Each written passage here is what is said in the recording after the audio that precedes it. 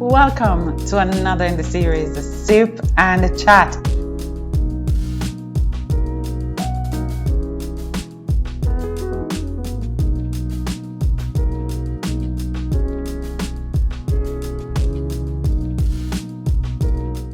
Welcome to another in the series, The Sip and the Chat. I'm your host, Leleith Tomlinson.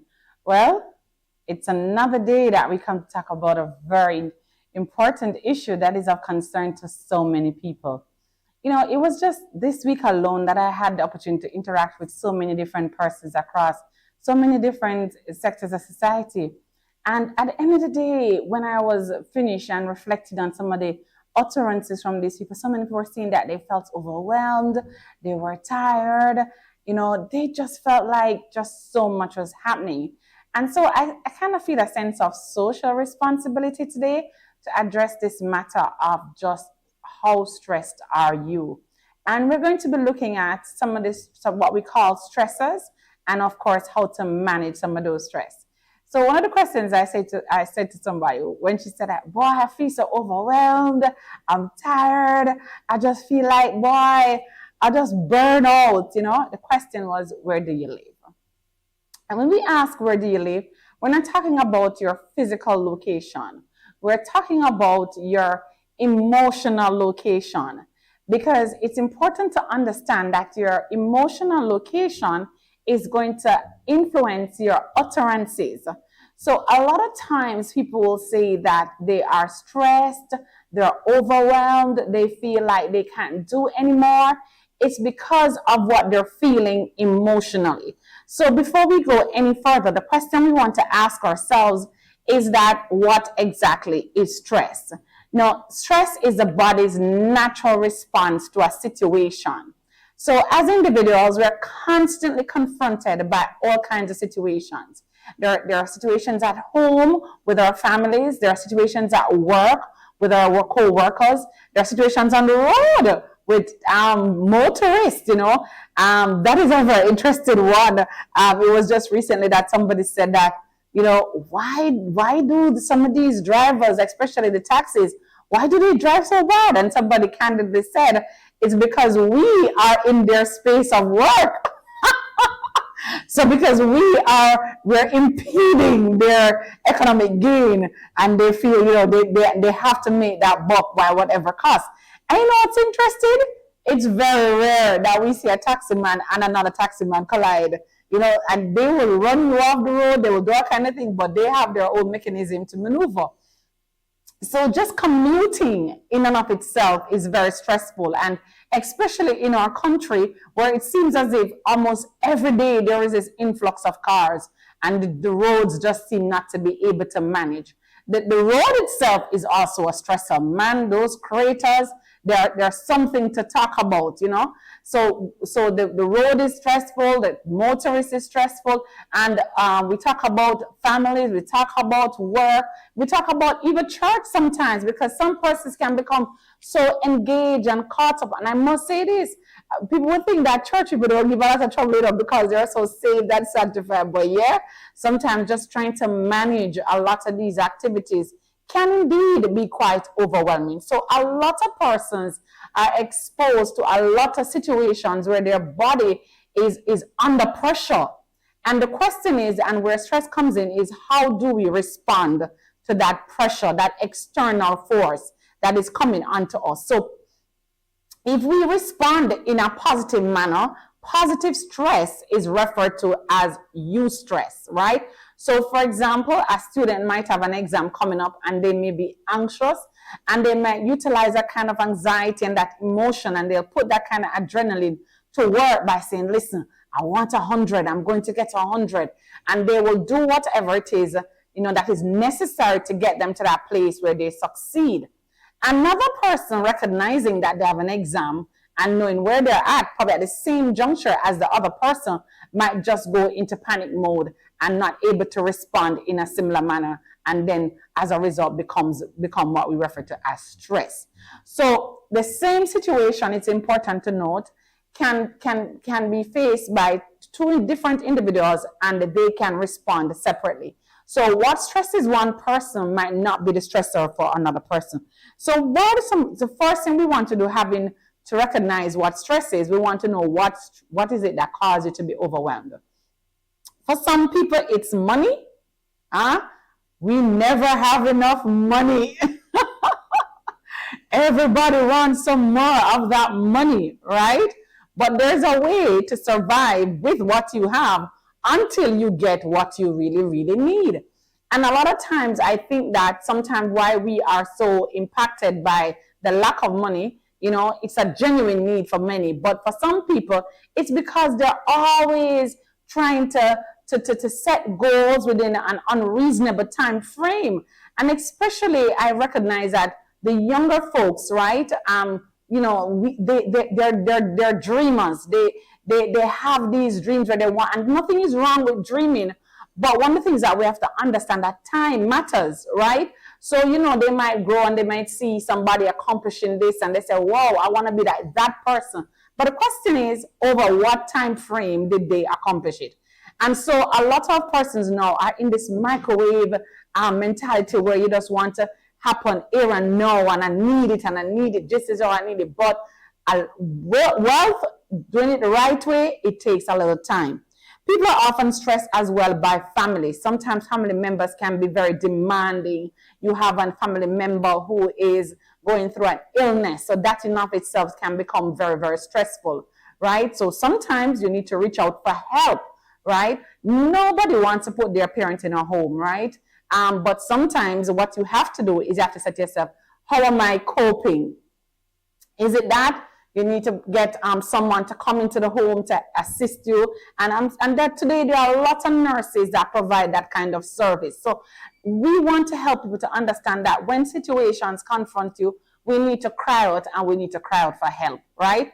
Sometimes it's the nature of the family structure.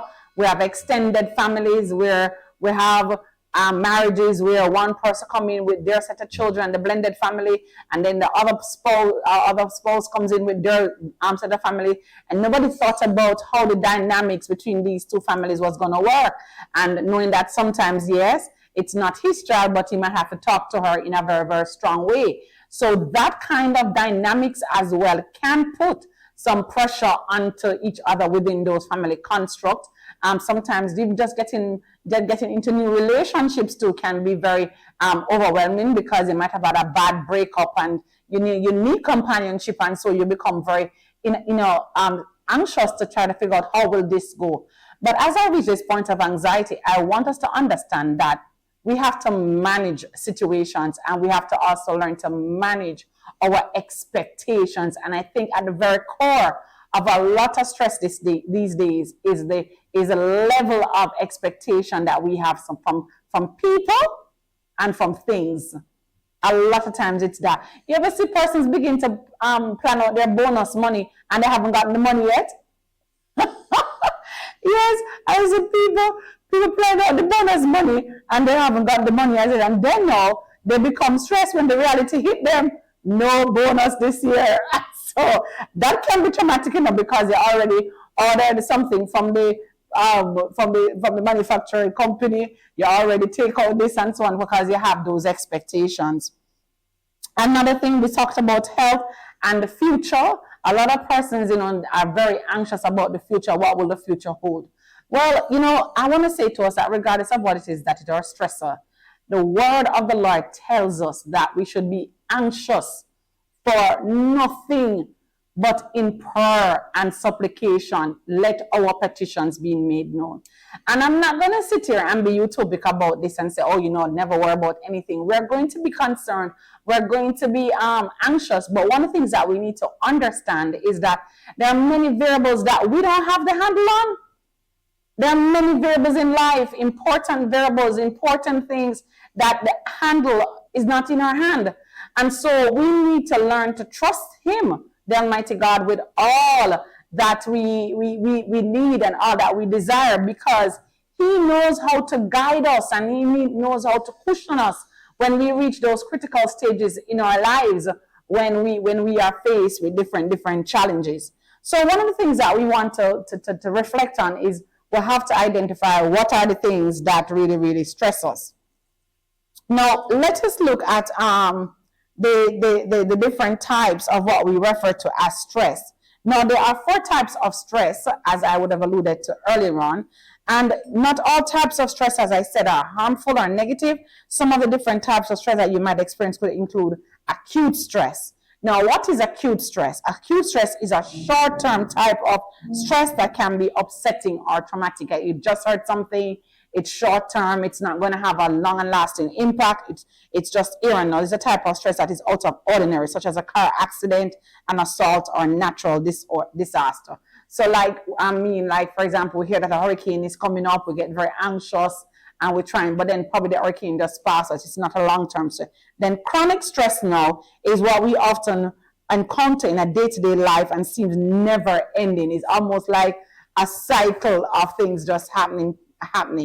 And then we have episodic acute stress. And this seems to be a life of ongoing distress. Episodic, like it just happens over and over. It's just part of your daily routine. Stress can be recurring illness, ongoing domestic violence, child abuse, and living through conflict and war. So an acute stress is like a one-off incident, but then we can have episodic, right? Like ongoing. Like I think like for some persons like who have, like certain type of illnesses, probably like a sickle cell, that you have these flare up anytime and so on. So, that person is always on edge. They get that call from their child or whoever is suffering, and then they just get into this panic mode. And then, of course, we have the positive stress, which is known as eustress. So there is acute stress, there is chronic stress, and then there is episodic acute stress, and then there is eustress. So it's very important for individuals to be able to identify what are their triggers. The triggers is what cause you to go into that anxious mode. Now, the main type of harmful of stress, acute stress, chronic stress, and episodic stress, is usually, as I said, acute stress is usually very brief. And chronic stress now is more prolonged.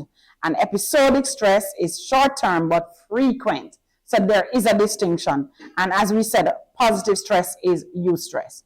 So why some stress can lead us to better performance is because of how we respond to the situation.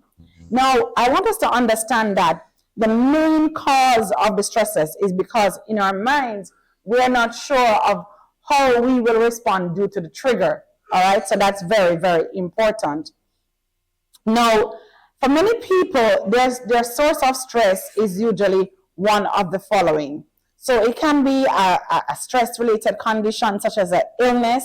It can be, for example, waiting for some results that can cause you to become very anxious, as you wait for those results, right? But again, I want us to remind us, like the good word says for us, which one of us, by worrying about stuff, can add a strand of hair to our head or make it, change our situation? The Bible tells us that we shouldn't be worrying about this thing because, it said, look at the birds and the lilies. They neither toil, spin nor toil. Yet Solomon, in all of his glory, was not arrayed like one of them.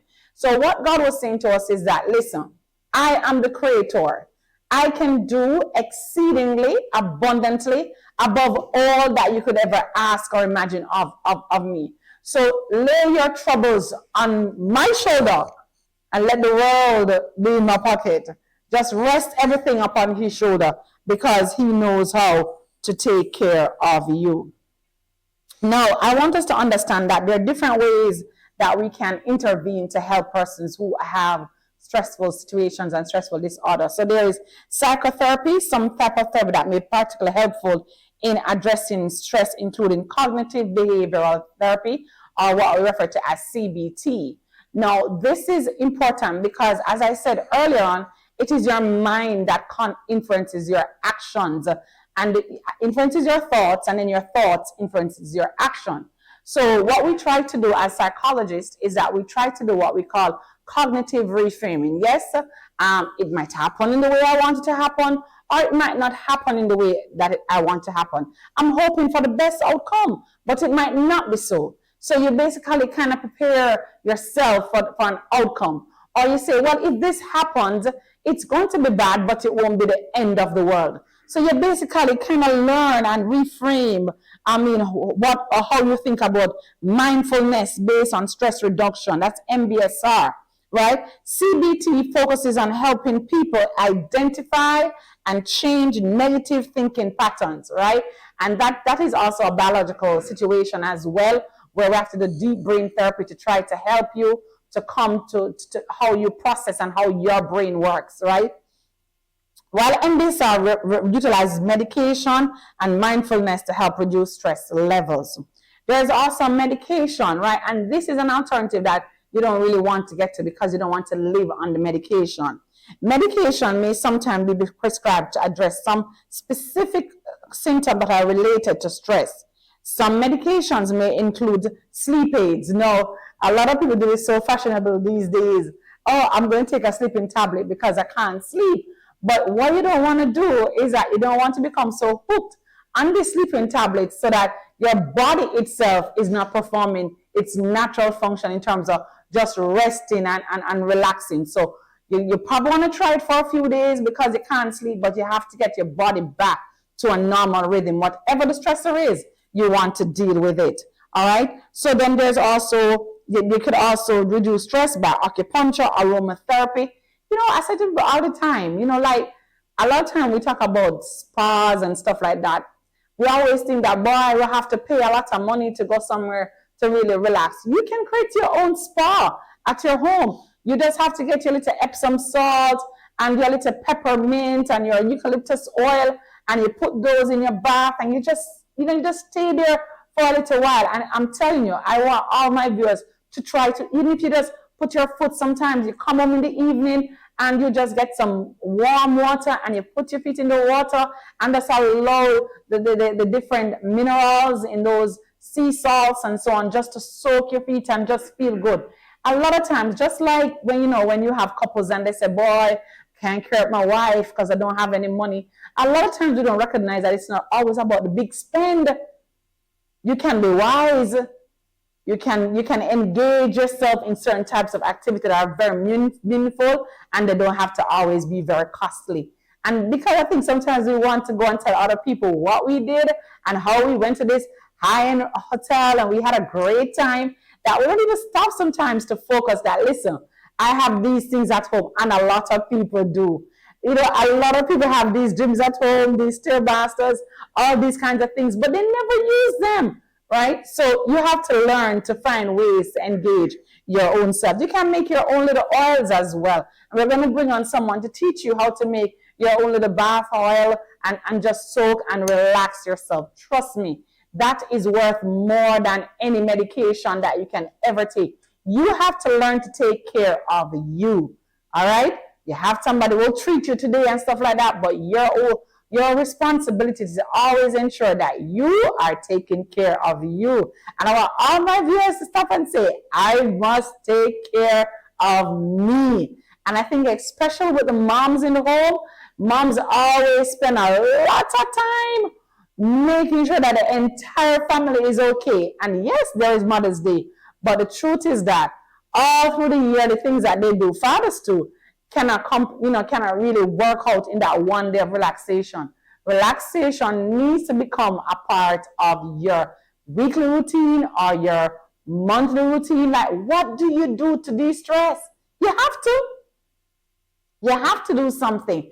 And it doesn't have to be always about dollars and cents. You could have your favorite show, your favorite music. You get home and you sit down and you get a nice glass of drink and you sit down and you just unwind. You just have to do something. So there's massage and there is meditation. Different people have different types of things that they do to go to the gym. We have the free gym, which is where we walk, and communities have a lot of parks and so on. Do something. Although stress is inevitable, it can be manageable when you understand the toll it takes on you. One of the things that we found out is that the illnesses that are what we refer to as illnesses that are lifestyle illnesses, part of it is also attached to stress, because the body is a living organism that responds to things. So When we are constantly bombarding the body with certain kinds of things, it's going to trigger certain types of hormones. And these hormones are going to impact our bodies, our cells, and so on and so forth. So we have to understand this, that our body is not in isolation of our thoughts, you know. We have to make sure that everything works in sync, and we must take care of ourselves. So we have to pay more attention to me. Is that all right? We have to pay more attention to me. I want to say to us that we have to learn to recognize the signs of burnout. A lot of times, sometimes I find that people say that they're depressed, right? But usually they're not depressed at that time, because depression is when you're at that stage where you're not bathing, you're not eating, you're not interacting, you're not even trying to focus on certain things in life.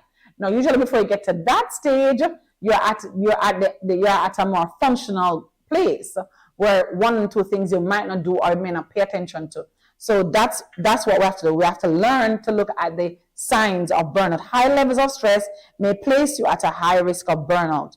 Burnout can leave you feeling exhausted and apathetic about your job when you start to feel symptoms of emotional exhaustion, right? You know you're saying you're sleeping, but when you wake up, you are so tired because you're emotionally exhausted. It is a real situation, and we know it. You wake up tired even though you went to bed from 4, because even though your body is in the bed, your mind is not at ease. And that's something you need to manage. It's a sign that you need to find a way to get to handle of your stress. Again, I want to endorse that you take care of yourself. Incorporating self-care activities into your life is essential to stress management. Learn to take care of your mind. And when I thought about this, I said, you know what? Again, the good Bible, I mean, I don't know what it doesn't address. It addresses politics, it addresses emotional issues, physical issues, psychosocial issues, the good Bible.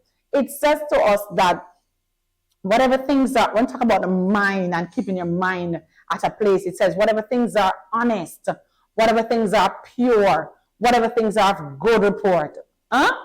Think on these things. That's what it says. But how many of us, I wrote on this today, I was laughing when I was writing down, how many of us, we constantly live on Worry Street?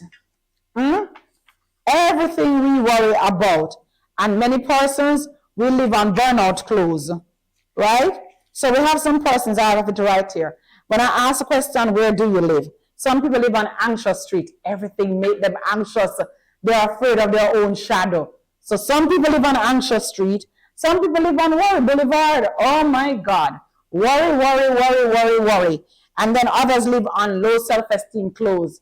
No matter how they do something and you try to encourage them and say, it's going to be fine, man. It's going to be good. No, nothing good ever happens to me. I'm sure something bad is going to happen. That's negative self-talk. And that's what we talk about. We talk about CBT, that cognitive reframing and how you process things. And then, of course, we have those who live on doubt gap. Oh, my. You know, there are some people who are so talented, but they just doubt their ability. And there's in another program, I'll talk to the whole matter of how people actually need people, because for some people, they have been exposed to so much abuse, so much negative self-talk and negative talk by other people that it doesn't matter what you say to them, they're always going to be doubtful. But they need that additional boost coming from somebody who they love and respect to affirm them, to let them know you've got this, right? You've got this, all right? So we are to try to be our brother's keeper. Now, one of the things I want to endorse today on Sip and Chat is that I want to encourage what we call practice mindfulness in your life. Mindfulness. And mindfulness is just about something you practice for 10 minutes of it. It can also be a way of life. Discover how to live more mindfully throughout today so that you can become awake and conscious about your life. Be more mindful. Don't just give up on life. Set your goals and go out there and achieve them, but you live with a reality, or be realistic about it, that sometimes things doesn't always go in the order that we want them to go. But remember, you don't have to give up, because where there is a will, there is always a way. And we know that there is a great way maker. So I want us to understand that we must be conscious of our environment, right? And especially in our society, so many things can happen at different times that cause us to be on the edge, the crime and the violence, the uncertainty. Now you're somewhere and you see a car park, you become very anxious. Your car might be beside somebody else's car and you become very anxious because you don't know who is the other person that is right there beside you. So society on a whole just presents to us a plethora of challenges that we have to face every day. But when we are mindful that, listen, I am not alone. I have the Lord with me, and He will lead me, and He will guide me, and He will protect me. I will be exposed to challenges, but I put my trust in the Lord, who is indeed creator of heaven and earth. Ladies and gentlemen, we have to know that we're here for a purpose. We're here for a purpose. And sometimes one of the reasons why people are stressed is because they have toxic people in their life. Oh my God. Toxic, toxic, toxic, toxic. They never talk anything good about other people. They have a very negative view of life themselves. And every time you're trying to prop up, they just come and deflate you. So you want to make sure as you're trying to do these positive things, reframe your thought, and just trying to live in the here and now and be very focused, that you have to be careful that you don't have toxic people around you who says, why do you try to do this in the first place? Don't you know you didn't have the ability? None of us has ever accomplished this before. Why would you do it? No. People will always walk out of your life, but people come into your life, right? And they will walk out, but you don't have to let them back in. Because sometimes we let back in people who really need to stay out of our lives because of how they drain us and they make us feel as if we're not worthy. I want to encourage parents today as well, that as you see your kids off from a family perspective, because this month, the month of September and October, we've been looking at issues that affect the children, like bullying. We talked to the principal last week, and this week we want to talk about stress, because a lot of the children too, they are feeling very stressed. I talked to a few students the other day and I said, just give me a word to describe your mood. And they were like, Miss, we're stressed, we're stressed, we're stressed. I mean, 5-year-olds saying they're stressed. Do they understand what they're saying? But yes, they do. They feel overwhelmed by the different types of exams. They feel overwhelmed by the different types of situations that present themselves. So this week, we want to practice positive affirmation. We want to encourage our spouse. We want to encourage those around us, our co-workers. Can we make someone's day brighter? And by making our small environment brighter, we can also see us extending that brightness to the rest of our communities. It's time to rise and shine. Your light has come. Just put all that you have in the hand of one who is able to make us able to cope with whatever we face.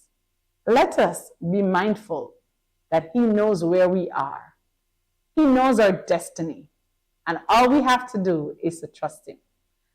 Be anxious for nothing, one more time, but in everything, continue to acknowledge Him as we continue to sip and chat.